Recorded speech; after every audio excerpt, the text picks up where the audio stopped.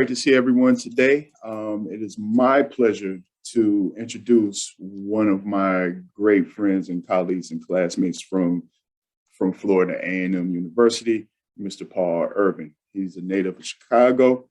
Again, attended Florida A&M with me, graduated the class of 2001. He majored in broadcast and journalism and minored in social work.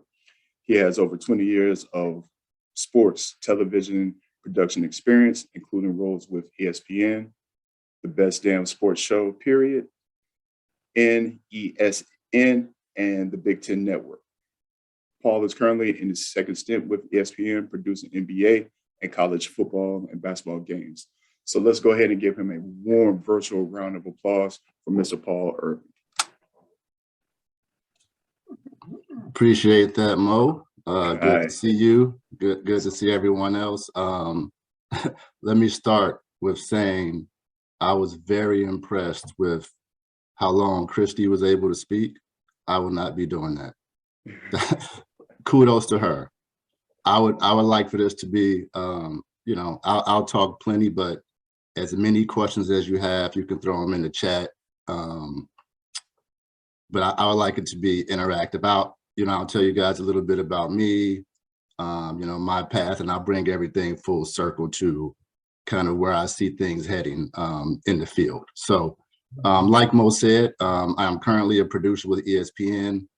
What is a producer, right? There's a million different roles here. I actually produce NBA games. So I'm what we call an event producer. Actually, I'm producing the Blazers and Suns game tonight. So please watch that, 10 o'clock, ESPN, shameless plug. That's why I'm in this hotel room now. So that's what I do. How did I get here? Like Mo said, I'm from the south side of Chicago. Okay, David Dawson, I see you. Okay, my man. Proud FAMU graduate. That being said, a lot of what I'll talk about today is about adapting, right? TV is changing. My business is changing, the world is changing, right? So I always knew I wanted to be in sports, right? I didn't know what, but I was just a sports junkie. Anybody that knows me growing up, if you told them I was a sports producer at ESPN, they'd say, sounds about right. But, getting there was interesting. I go to FAMU. I initially majored in business management, honestly. I thought that wearing a suit was cool, right? I saw my dad, he's wearing suits. He was a banker. He's wearing suits to work every day. I was like, that's nice.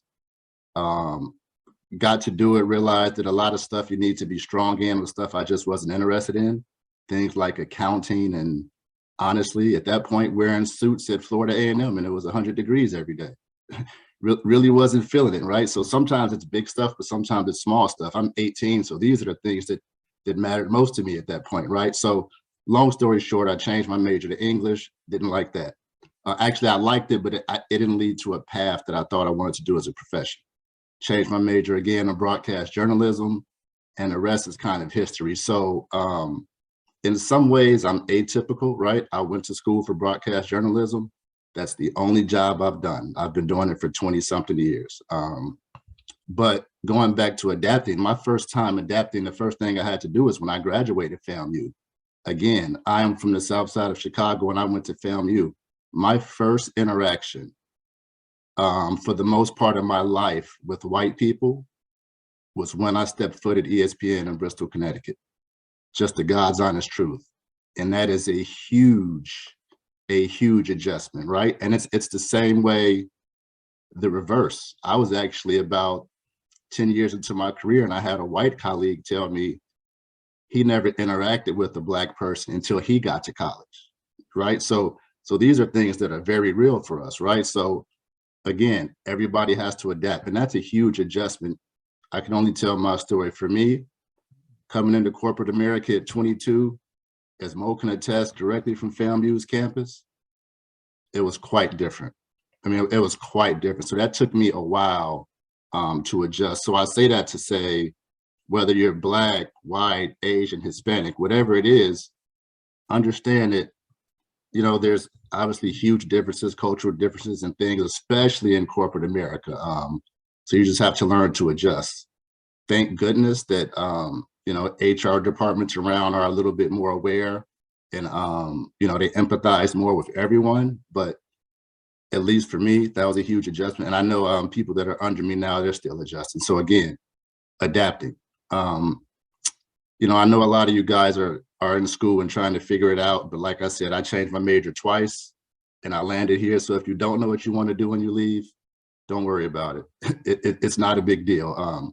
I'm a producer now, but honestly, I never said I wanted to be a producer, right? I just knew I wanted to work in sports.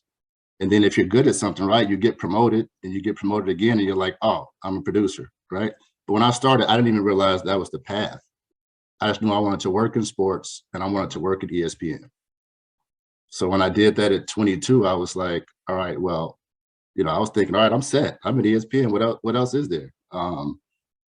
Stupid me, right? I left ESPN a year later. A year later. I'm 22. I got my dream job. All I've ever wanted to do. I left a year later because I got a job offer at Fox, right? So then I worked for Fox. Go to LA for 3 years. Great, right? 23 years old. I'm living in LA. It was the best thing ever. Left LA, moved to Boston. Boston is not LA, right? Left Boston, left Boston, couldn't even make it 2 years. I go back home to Chicago. I worked there for 5 years at the Big Ten Network. 5 years later, I'm back at ESPN, right? So things came full circle. But the true lesson in all of that is I left ESPN as a production assistant in 2004, right? That's the ground level for anyone who doesn't know. Ground level for people in my business. When I came back in 2014, I was a producer. There were people who I worked with in 2004 who are still not producers. That is not to toot my horn. That's to say, whatever you do, a lot of times you have to leave somewhere to be appreciated to come back, right? It's harder to climb often inside of those same walls because they have a perception of you, right? Especially if you've come in at a younger age and then you leave and your resume just speaks for itself, right? Now your price has gone up. So there's another lesson in that. And thankfully I learned it early. I just realized that, you know, sometimes it's a rat race, right? Especially at a company like ESPN. You know, there's 100 people for 2 spots, right? Everybody wants to be a producer, but how do you get producers to leave that have been there for 30 years, right? Which is a huge thing in my business, and I'm sure for everyone else, right? I often hear younger people say we got to get all these old people out the way, right? And I'm considered one of the old people, I guess now they're trying to get out the way, right? And I'm just 43 years old, but you know, that's another way you have to adapt, right? Me being, I guess, old now, I have to be extra tapped into social media, way more than I want to be, way more than my wife wants me to be, right? But that's just the reality. You have to keep up with everyone else, adjust or get left, right? Self-preservation, the first rule of life. So just remember that. I don't know what the line is for young and old. Maybe some of you all can tell me, but I've been told I'm old and I'm not even 50. So I don't get it. Old, at least in my field, right? So, you know, you guys that are 22, 23, 21, you only got about 15 more years before you're at that line as well. So, you know, expedite your process. So everyone asks me when I go somewhere, right? What is ESPN like? Who do you talk to? Who do you meet? I'm here to tell you ESPN is like every other company that you could work at, right? There's good things and there's bad things. You know, if you're observant, you'll realize, like I said, I left after a year initially, right? So that tells you to me, even at 22, I was like, you know what? It's just a job. And there are a million of them out there. That being said, ESPN is and will always be #1 in sports broadcast journalism. Don't ever think differently. Don't let anyone tell you differently. Don't be naive enough to verbalize that someone else will take the spot. It's not gonna happen, guys, trust me. And I'm not a company guy at all, that's just the reality of it. It's not going to happen. And I'll get back to that a little bit later and tell you exactly why. But again, what's it like at ESPN? It's like every other company. And, you know, quite frankly, after George Floyd's murder, a lot of things changed at ESPN. I would say for the better. You know, maybe some of you saw some of the articles that came out on us, New York Post and things like that. There was definitely a lack of awareness of cultural differences, specifically for Black people in the company, right? I think some people were made more aware of that at the time. I know I vocalized it to the highest of the higher ups in the company. There were several calls, you know, however you want to phrase them, awakenings, things of that nature. So, you know, there was an adjustment period. Don't think that just because, you know, you might see, you know, we have mostly Black analysts that everybody was so aware and it was kumbaya. I wasn't. It was no different than any other company, right? ESPN is still in America. So the lesson in that is, no matter what your dream job is, whatever you think you want to do, just know everything, every place is going to come with the stuff that you don't like about it, right? Never put anything up so high that it jades you from what you truly want to do and what you value. And that's not obviously to bash my company at all. I'm here, right? I'm here on behalf of my company. I've been here in this second stint for 6 years. I'm fine at ESPN, but I'm also not naive. And again, you know, I'm in my 40s now, so I think differently than I did when I was 22 the first time I was here. I'm more aware. I have a bigger voice. You know, I can walk into HR's office and so forth and so forth. So, you know, that's just something else to keep in mind. I just don't want, I know I was a little bit jaded when I was coming out. Like I said, I just got to get to ESPN. Guys, the advantage you all have today, I interview so many young people whose resumes, they've done more things in college than I did when I was honestly 6 years into the profession. You all have so many advantages that we didn't have, that you don't have to put anything, any job, any position on a pedestal, right? You all have your own production companies, you know, whether it's, you don't want to be in TV, sports management, whatever translate, trust me, guys, you can do it yourself. And then we will come looking for you if that's still something you want to do, right? It's no different than the music business, right? When I was growing up, you had to send in demo tapes, you had to do this and that. Now, put something on YouTube, get hot, the record label is going to come find you, right? Think about all of the Instagram and Twitter comedians, and now you're looking at them on TV and movies, right? It's no different than what you guys want to do. Sports management, whatever it is. Same deal. Build your own brand. And if you want to, you know, at that point, team up or work for the big companies, you can do that.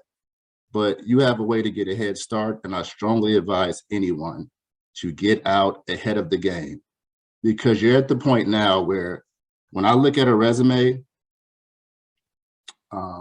if you haven't done almost about, I would say honestly, about a year or two worth of true professional work that someone would have done, you're behind the 8 ball. I am absolutely amazed at some of the resumes that come across my desk. I often say, what do you need us for? I've asked people that in an interview, like, why do you want to work for us? Look at all this you've done.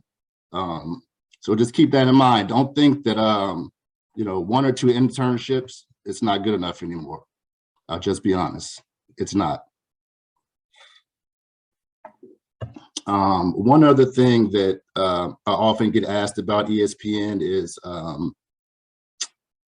are things contrived, right? Stephen A. Smith, does he believe that? Does so-and-so believe that?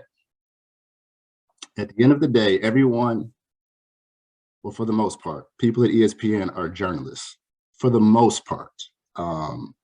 Keep in mind, athletes are not journalists, all right? Let me make something clear. Get on my soapbox really quickly. Just because someone writes an article has a microphone, is looked at as an analyst, that doesn't make them a journalist, all right? You know what makes you a journalist? Studying journalism, having a journalism degree, right? That's not everybody. There's a very fine line there, okay? So I want everybody to be clear. It's a soapbox because obviously I am a journalist. I went to school for it. I studied it. There's ethics. There's a lot behind that. But don't get it twisted. Everyone's not a journalist, right? Just because you got a microphone, you're not a rapper, okay? There's a profession. That being said, Stephen A. Smith is a journalist. I'm only using Stephen A. because he's the biggest. I know everyone, even if you're not into sports, you know who he is. He does believe what he says. He means it, right? He has integrity. Whether you like him or not, neither here nor there. I'm just telling you, he believes what he says. So let me just answer that right away. And he's a nice guy. That's the other question I get. All right, if anyone cares, Stephen A. is a really good guy.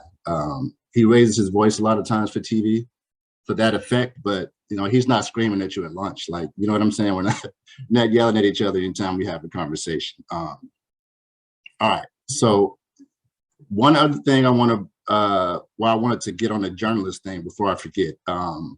There seems to be a rush these days to break stories, right? Everybody wants to be first. And, social media has caused that, right? Just be right. And that's, I don't even have to just, narrow that down to journalism. That should just be a life rule. Why are you in a hurry to say something that you don't even know if it's true, right? Which gets a lot of us in trouble, but specifically from a professional level in my field, see it a lot on Twitter, obviously. So keep that in mind. If perhaps journalism is something you wanted to do, or even if young, aspiring journalists, you don't get a prize for being first. I promise you don't. People, by the time a huge story circulates, no one remembers who said it first. Everybody's just talking about the story at that point. All right. So make sure you are accurate. Now, what you probably really care about, the future of sports broadcasting, right? We have cord cutting, we have streaming, things of that nature. None of it matters for this reason. And when I say we, I mean the world, we will always watch sporting events like NBA, NFL, baseball, whatever you like. Sporting events will always have a place. And that is largely what all of these companies are built on. ESPN, Fox Sports. When you see these deals with the NBA and the NFL, when you're seeing numbers like billions of dollars for TV rights going around, right? Why would you pay that much for something? Obviously, it brings in a lot of money, right? So there you go, right? I know plenty of people who have cut the cord. I cut the cord, all right? Now, caveat is I get ESPN for free, so I probably wouldn't have done it if I didn't, but I did cut the cord in my household. It's just the reality of it, right? We have meetings and we look at numbers and the effect. I'm just here to tell you, the tangible effect that you'll see for sports broadcasting from cord cutting and streaming is studio television. Like you'll see some studio shows go away. So, a pregame show, or if you're a baseball fan, like something like Baseball Tonight or maybe NFL Live, those type of shows, those shows would go away. There'd be fewer, but sports are built on the actual games, and games are never going anywhere. So, the future of sports broadcasting and sports television is great. Trust me, it's fine. Unless you're telling me you're going to stop watching the NBA and NFL, there's nothing to worry about. And there's no big change that will affect anything besides the bottom line slightly. You're seeing Apple, Amazon Prime, and Yahoo, right? So now they're going to start broadcasting games. I've been asked often, what does that mean for ESPN? Nothing. It's like I said before, ESPN is always going to be number one. You can't go into a bar or a barbershop where ESPN isn't on every TV, right? People that don't know sports, they know ESPN. And again, I'm not a company guy. I'm just telling you like it is, and I'm sure you guys can attest. people come home and just turn on their TV. I know a lot of guys, they just turn the TV on ESPN. Most of my guy friends, just because, all right, something will eventually come on that'll catch my eye. So it's just more competition, but it doesn't affect us. You know, if you're really into sports, you've seen recently, believe it was Amazon Prime, or I don't know if it was Amazon Prime or Yahoo, but someone's trying to get Kirk Herbstreit from ESPN, right? They're offering him millions and millions of dollars. If he left, guys, it wouldn't affect anything, right? It would just be Kirk Herbstreit left. Nobody's gonna say, I'm not watching insert show College Game Day or whatever because Kirk Herbstreit isn't there, right? When Skip Bayless left First Take, people thought it would be the end of the world. The ratings have gone up exponentially, people.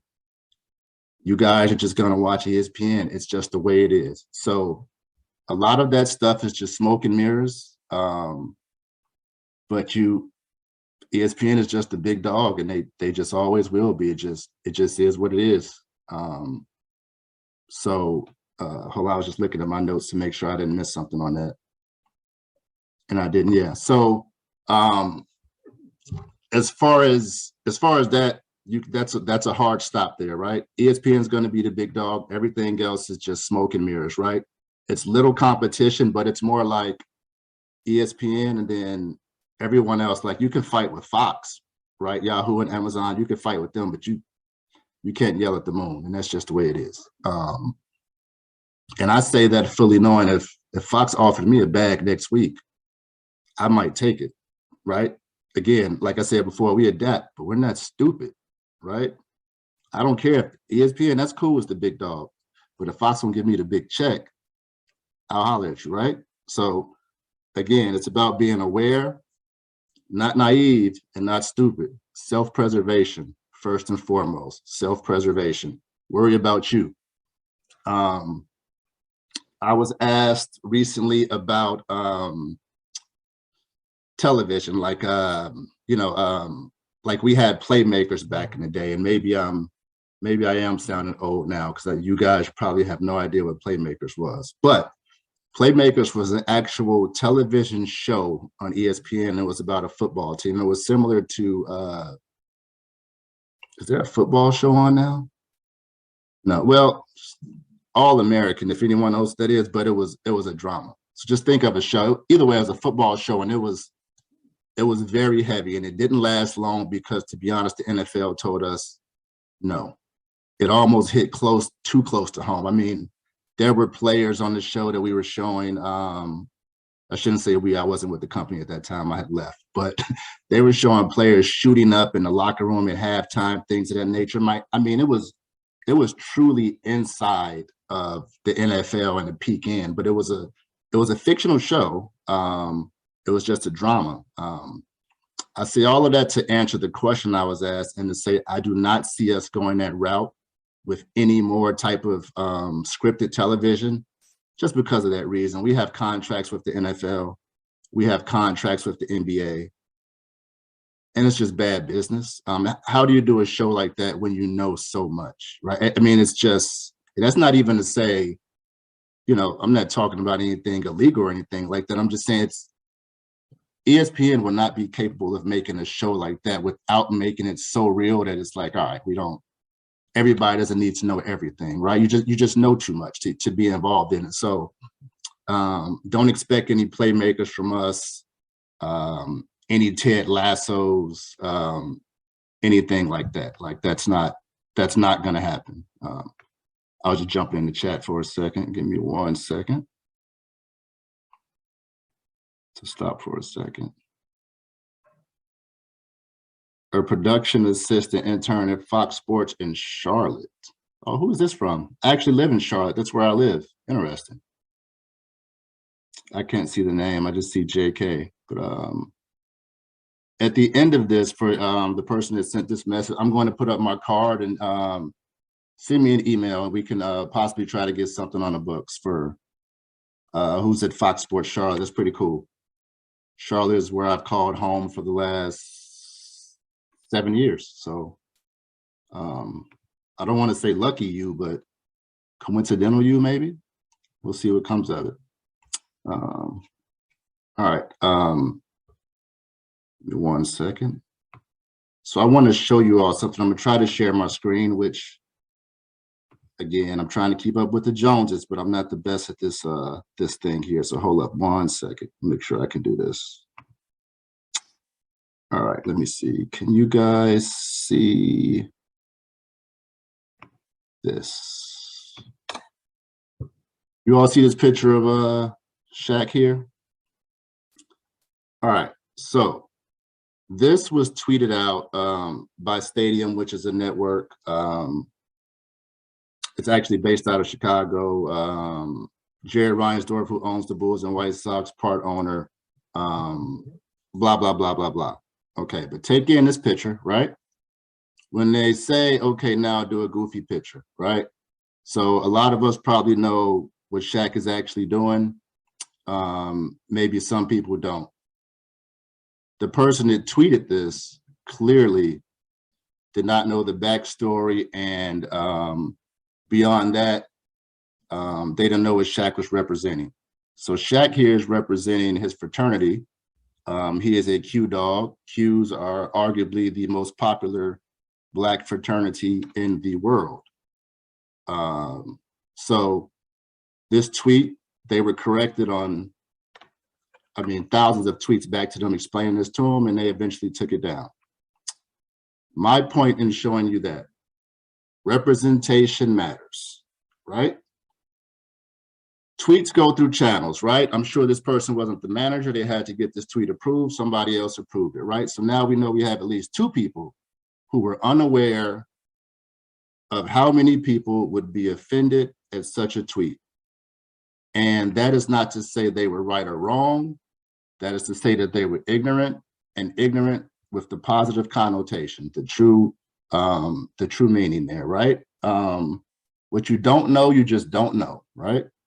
But again, that's why representation matters. And it matters the other way as well, right? I don't want to just make it one way. It matters the other way as well. If it was a white fraternity and someone put up a sign, I'll be honest, I would have no idea what it was, right? But also probably would check around. The difference would be I would probably be surrounded, right, by white colleagues who would know. You usually don't get that benefit when it's the other way around, right? So, and it's a conversation I have had with countless people in HR in my job, countless people just in management. It matters. You guys, everyone matters, right? If you walk into a space, a situation, a room where you're the minority, oftentimes your voice needs to be the loudest, right? If there are 10 people representing one thing, they don't all have to be loud because they're representing one thing in that room. If you're one person in a room of 10 representing one thing, you have to speak the loudest. Mandatory. Responsibility on you. I don't care if you're 22. I've said some stupid stuff in the room when I was 23, 22, just because, again, hadn't adapted. Southside Chicago, FAMU, say what I want to say. Y'all must not know who I am, right? That's just how I carried it. I'm not saying I was right. That's just how I carried it. So representation 100% matters. And just know that that was just one example I wanted to show you guys. Anyone who's an NFL fan, 2 NFL drafts ago, ESPN, we took a ton of heat for our coverage of the NFL. I see a question from Greg. I don't want to mess your name up. I'm gonna go with Greg. 1 second, I'll get to you. We just got killed. Basically, long story short, if anyone isn't familiar, we would run these mini features on a lot of the athletes. Obviously, NFL draft, a lot of the athletes were Black, being highly drafted. And it seemed like our coverage was slanted towards sob stories when it came to Black athletes. You know, and this is a true example. This is not me saying something crazy. Hey, his mother was a crackhead for 20 years. These are things that we were reporting during the draft on TV, or he didn't have his father around. It was a huge deal. I mean, we were crushed on social media. Frankly, I don't work on the NFL. Let me be clear, do not work on the NFL. But I was involved in meetings after for my feedback and my thought just as a valued employee. And frankly, as one of the Black producers in the company, there's not a lot of us, just being honest. And if there are a lot, maybe there's not a lot that they know would be candid and speak like I would and give my honest opinion. And there's no need to go down that rabbit hole, but my point is representation matters, right? And I told my colleagues this. I said, guys, it was just clear, and I was watching the draft at home. I had the exact same feelings. I said, it was clear to me from watching at home. And I know all the people producing, but I just wasn't, I wasn't involved, so I didn't know what they had going on. I said, it was clear to me that you had no representation in that room, and if you did, they did not feel comfortable or empowered enough to say, this is, I don't know if we should be saying his mother was a crackhead for 20 years or whatever the case may be, right? Again, representation matters. Let's be all inclusive. Everyone. Again, this is not just about Black being a minority thing. I've seen it all around. I've seen it the reverse, all over the place, okay? So that's just a slight little soapbox for that. Because I know we've taken some heat over the last couple of years. I'm trying to get Greg, I think if you still had this question here. Let me see. Can you unmute yourself? How does that work? Oh, there you go. Yes, sir. My name is Gregoire Beta. I'm a sports management major at Winston-Salem State University. Okay. And you said that you were a graduate from FAMU, that's a HBCU. So I just wanted to ask you, recently you saw what Deion Sanders did, recruiting Travis Hunter, bringing him into Jackson State from the ESPN Top 300. And, with basketball, there's an issue with that. The last HBCU player to play in the All-Star game was Ben Wallace, and that was in 2006. And Robert Covington is the only HBCU player that's active. So my question to you is, how do we get NFL and NBA veterans to coach at HBCUs? That's a good question.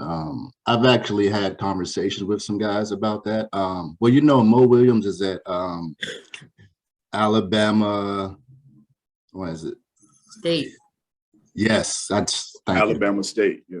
Yeah, I produced in Alabama when I was still doing college hoops. I produced the Alabama State game. I guess 2 years ago. It was 2 years ago his first year. Either way, and we chopped it up a bit. You have Lindsey Hunter at, I'm messing up all the HBCUs. Where's Lindsey Hunter? Anybody know? Either way, Lindsey Hunter's the head coach now somewhere. See, I'm real biased. I only know FAMU, the other HBCUs, I just kind of block them out. But we have a few. I don't know honestly, I wish I knew the answer, but what I can tell you is a lot more are receptive to it. It's funny. It's just this weekend, I was having a conversation with Vince Carter, and I was teasing him about, so Vince Carter's he's a Florida guy for the younger people. If you know who he is, you know who he is, whatever. But the point is, besides basketball, he was really good in the band, and he was legendary in the band in high school in Florida, like truly legendary. And I said to him, I was just teasing him, I was like, see, Vince, because I had on the FAMU hoodie when we were talking, and he was talking about it. And I was like, you should have came to FAM, man. I said, I saw you in the band. You would have been the man. You obviously could have done what you wanted on the basketball team. And he was telling me that he said the interesting part about that is, he said, I was going to go to Florida State, but I told them I wanted to go to Florida State to hoop, but I wanted to play in FAM's band. And whatever, I guess they were pushing back about it. And then after he committed to North Carolina, Florida State told him, oh, you could have done that. Or I guess they didn't understand what he was saying, but that was a real thing that Vince Carter could have done both. So my point is, in all of that is, even back then, there was an interest from, Vince he was probably a top 5 guy. There was interest from the highest of the high, even at the high school level in HBCUs. But, not knowing all the channels to go to and not, frankly, not being encouraged to be honest with you. It's easy for, like think about it, right? If you're some big you know, to go directly to your question, you're some quote unquote big NBA player or something like that. And some, you know, and maybe you have a job maybe you can get a job as an assistant coach in the NBA, right? If you tell your colleagues you're in a circle, yeah, I'm thinking about coaching, go on to FAMU to coach. Most people are going to say, why would you do that? Ignorantly, but that's what most people would say. And sometimes people buckle to that type of pressure, right? Well, yeah, why would I do that when I could go be an assistant coach at, I don't know, for the Trailblazers or something like that? So I don't know what the answer is. I know when I've talked to some, you know, guys in the league, whether it's now or in the past, and, you know, even down to coaches, they say, yes, Mississippi Valley State, thank you for Lindsay. They say they have an interest, but until they actually do it, I'm just kind of like, yeah, like, you know, a lot of people want to talk to me about HBCUs now. And I always say, I'm like, you could have gone to one. Like, I don't understand what all of this, you know, this love we're getting now. It's like, you could have gone to any school you wanted to, and you went to wherever you went. So, you know, people say a lot of things, but, you know, it's not enough action, I don't think, as it should be, as it relates to the HBCUs. I don't know what the long-term answer is. One step at a time, I guess. Hold on, I was trying to catch up to this chat here. Fayetteville State. No, yes. ABC and ESPN, we are the same. I am driving to Boston Friday, and I'm producing Celtics and Nets, which is on ABC Sunday at 1 o'clock. Another shameless plug. Please watch that game. But ABC and ESPN, we're the same company. I produce games. We're the same. Not to confuse it. We're owned by Disney, so it's ESPN and ABC is the same thing. So that's an easy one. Somebody else had a question. I was about to hit it, but it disappeared. I saw a hand somewhere. Who was that? Oh, there it was. It was Melissa. There you go, Melissa. I can't hear you if you're speaking though. Melissa talking? I not hear you. How about Jalen? Yes, I'm a sports management major at Winston-Salem State University. And I got a question on how you said like there was a lack of Black people as executive producers at ESPN. What do you think like we can do to improve that in the future? I'm working on it every day, my man. Every day. Speaking of, just really quickly, I'm gonna get to your question. For everyone at Winston-Salem State, if you do, you can store it in the chat. Do any of you know Cornell Jones? If you don't, he's a heck of a resource for you to have. He is a proud graduate, and all he does is talk about Winston-Salem State. He's there all the time. He's also an ESPN guy. Just I figured that, yes. Yeah. How could you not know him, right?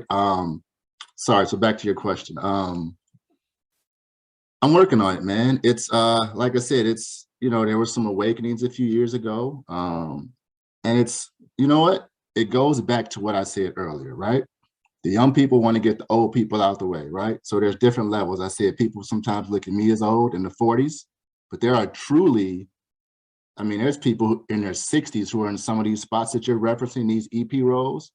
Jalen, they've been there for longer than you've been alive, right? So how do you get these people out the way? Sometimes being better is not enough because it's comfortable it's comfortable for everybody. They've been there forever. They know everyone, probably have a lot of friends in the building. And that's not to say they're still not good at their jobs. I'm not saying that at all. But that a lot of times is what you're facing, like in any position, you know, when you guys get, for people who are not in corporate America yet, when you know, you get your first real job and you get out there, you'll see that's a lot of people in the way. You just got to move them. That's just the way it's a competition, man, right? I was not producing NBA games 2 years ago. I'm producing playoff games. I produce 2 to 3 a week now, right? My mentality was, you just got to move, you in my way. You just got to go, right? Respectfully. But if we're doing the same job, I'm just going to do the job better than you. And that's just what that is. So Just got to get them out the way. But you can't make someone leave. You know what I'm saying? Just the way that is. Is Melissa's mic? Oh, no, she's going to put it in the chat. All right, great. You have a question from Catawba College. Okay, what you got? It's not for me. It's from Catawba College. Okay, go ahead, Catawba College. I was wondering, like, on broadcasting in the future, would y'all be like producing like through virtual reality? I can barely hear you. I'm sorry. Can you speak up a little bit? I was talking about the future of broadcasting, and I was wondering, like, will you guys like producing through virtual reality, like, you know, with the Oculus and things like that being popular now, like, would y'all be connected with somehow or somewhere? Right. You know what? I would imagine we would. I haven't heard about that or seen anything, you know, come across my desk, but you know, we know where broadcasting is going, and you know, like I was saying earlier, ESPN is a top dog, but you stay the top dog by keeping up, right? Well, I guess people are keeping up with us, but changing with the times. Again, we're going back to adapting. So I would imagine if that's going to be a thing and start getting even bigger than it is now, we'll definitely get in that game at some point. I would imagine. That's not like an on the record thing. That's just my opinion. And I also don't know, you know, once you start talking about the money involved in the finance, I don't know how that will work out, but I would imagine ESPN will step into that at some point, right? It seems to be a natural match again. Disney, ABC. I mean, I'm sure there's something there, so I don't see why they wouldn't. Melissa, again, maybe? Hello, good morning. I'm sorry, my mic switched devices. My microphone wasn't working. Just a question on how do you feel about Art Brow's hire and then Art Brow's resigning? Ooh, don't get you. Yeah, turn off the recording. I'll tell you how I feel. And also, as far as I know, the gentleman before me had spoke about the NBA, but Chris Paul, Dennis Smith Jr., they especially Chris Paul, he really does a good job with advertising and supporting HBCUs, not only his HBCU, Winston-Salem State University, but he does do a lot of representation for all HBCUs. So, and I commend him and also Dennis Smith Jr. for that. But I just wanted to know your opinion on Art Browse. Yep, I'm with you on, I'll start from that question. I'm with you on CP. I actually, I produced so I produced all NBA, but I was asked to produce college games. So I produced the HBCU tip-off, Chris Paul at Mohegan Sun back in, I forget what month that was, early this year. So my point is his brother, Chris was obviously playing with Phoenix and he couldn't make it. So CJ, his brother, was over everything. So me and CJ spent a lot of time together, a lot of conversations about HBCUs and everything. And yes, they are great with that. Art Browse and Hugh Jackson. I have spent every day since I saw that Art Browse was hired, since I heard that he was a possibility, crushing Hugh Jackson, saying how could he, how ignorant I thought it was, how tone deaf, how stupid, how insert whatever adjective you would like. So I thought it was incredibly ignorant, unnecessary, and stupid, if I'm being frank. I don't care about the fact that he's not going to do it anymore. I told someone yesterday, Hugh Jackson still has to wear that stain, in my opinion, for the rest of his life. That's the problem we have, and we have people jumping in HBCU business or trying to jump on HBCU bandwagon that don't know nothing about HBCU history. If I'm being frank, you don't even, and that's almost giving him too much credit. How do you not know how that will be received? How do you not know how that hire will be received? How do you not know that? Right? And I thought his statement he put out with the quote unquote explanation was even worse, even more ignorant. It was laughable. So as you can see, I'm pretty passionate about that. And yeah, if that would have come across my desk, if I was the athletic director, I would have told Hugh that he's no longer employed here if he even thought of it, frankly. So that's where I stand on that. if that's not clear enough. It's very clear. Thank you. Thank Go you. fam you. We would never. My boy Greg. Go ahead, Greg. So I have career aspirations of being a sports analyst, and I recently watched a podcast with Steven Jackson and Matt Barnes. They sat down with Stephen A. Smith, and he said one of the problems in corporate America is that, you know, I had to wait, so you have to wait. So normally, I believe Stephen A., if I'm not mistaken, he said that the problem with young and talented people is that, like I just said, you have to wait because I have to wait. But in reality, is do you want to win? And I feel like that's an issue, especially, you know, coming from HBCU, it's a lot harder, you know, trying to get your foot in the door and meeting people. But, you know, I think that's one of the issues, you know, now is that we're in competition with everybody, because once we step out of our HBCU, you know, we'll always be a part of our HBCU, is that we're going to be in the real world. And it's just like, you know, it's really about who you know. But I think that, you know, everybody should be given a chance. But I just want to know your opinion on young and talented people that may have to wait just because, you know, they're new into the industry. Well, there's a little bit of a, you know, I sound like that guy. There's a little bit of an older mentality in him saying that, like, nobody got to wait because we had to wait. Like, that's, no, you ain't got to do that. Like, if you're good enough, why would you wait? You know what I'm saying? Like I said, goes back to some of the resumes I see. I mean, they're dwarfing what professionals are doing. So wait because I had to wait is a little bit petty. The world, again, adapting. The world has changed, right?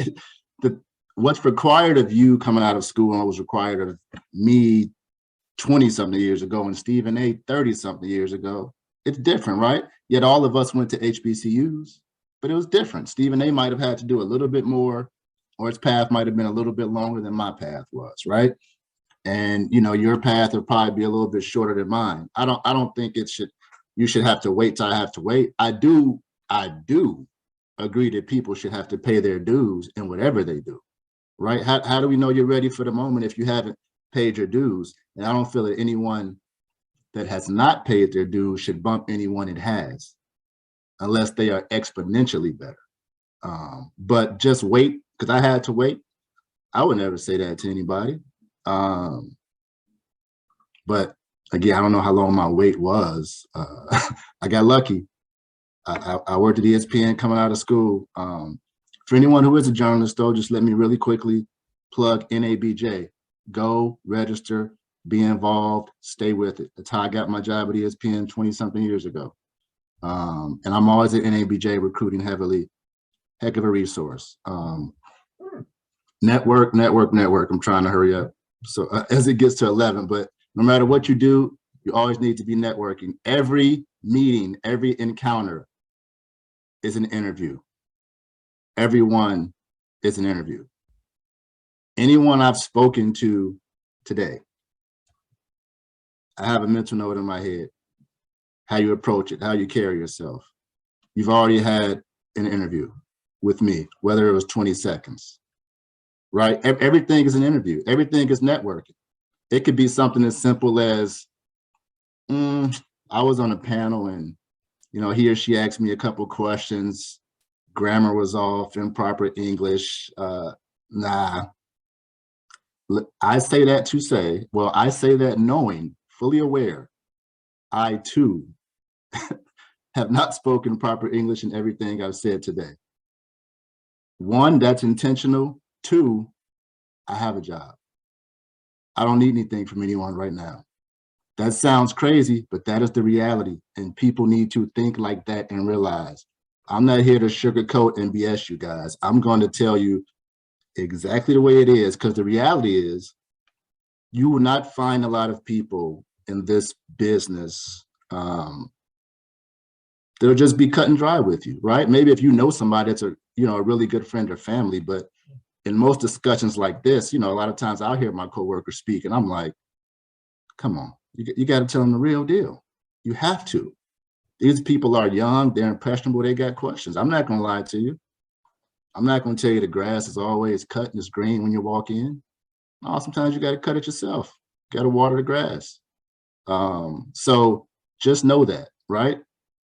Just know if, you know, if I send you a message and I'm really busy and I write out you instead of typing out YOU, you can't do that in your response to me. Realize who you are, be self-aware. That's just the reality, guys. So little stuff like that. Senior producer at Nesson. I worked at Nesson for 2 years. McKenna, hopefully I'm saying that right. That's hilarious. It's a small world, trying to tell you. Wonder who you interviewed with, but I have a lot of people I'm still in touch with at Nesson. Put yourself in the best position to get lucky. Yeah, preparation. You'll be surprised how lucky you can get if you prepare. Amber, you have a question? Yes. Hi. So Hello. my name is Amber Langley, and I'm a junior sport management major at North Carolina State University. And I know that you just mentioned networking, but I'm someone who doesn't have a lot of experience with like internships and anything like that. So outside of that, how would you recommend, I guess, getting your foot in the door with getting that internship and standing out as opposed to another candidate who has more experience than you? Well, why don't you have internships? I haven't really put myself out there and applied. And then when I did apply, I didn't get the job position. So. All right. Well, first thing you gotta do is put yourself out there more. I'm just gonna be frank. You got to go get it. You got to go get it. You know, I'll be honest. The only answer, I don't want to say acceptable because who am I? You don't have to prove anything to me or do anything for me. But for lack of a better word, acceptable would be, oh, I couldn't. I don't know. You know, some emergency I couldn't. But if it's just I didn't put myself out there, hey Amber, you got to go get it. That's the world we live in. You have to go get it. And you have time to get it, but you know, to give you an answer, again, every encounter is an interview. I'm sure there are places on campus, whether it's a job fair or something like this, go meet network people. In a couple of minutes, I'm gonna throw my business card up on the screen. You would be surprised at how many people I speak to in person. And I tell them, and let me tell you guys, and I hope this doesn't backfire. If you get a chance to meet people that you feel like could be a good resource, networking, mentor, help you get your foot in the door, lean on, whatever the case may be, and they give you their contact info, if you are not a pest, that's your fault. You should make me say, hey, relax with the emails, or I'll get back to you here. I don't give anybody my email or my phone number if I mind them calling me. I'm grown. I tell you, I don't want to give you my information. No big deal to me, right? What you gonna do to me? So be a pest when you get this information. I don't know how many people on this call. I don't know, you know, maybe no one thinks I could be of a resource, but I'll put my card up. We'll see how many people contact me for, you know, whatever reason. But my point is, Amber, you know, when you get those type of opportunities, that's an interview. You never know where something will lead. I mean, someone's emailed me and they interviewed at Nesson. Do you know how many people I know at Nesson right now? I'm pretty sure I know the person that he or she interviewed with. The name is scrolled past me, but yeah, I'll try to get a couple more. Well, wait. We got. Well, let's go ahead and kind of close this session out. I'll put my card on the screen real quick. Yes, please. Please place your information on the screen. And if you have any more questions for Mr. Ervin, please direct them to me and I will be able to get in contact with him for him. Let's go ahead and give a round of applause for him speaking today.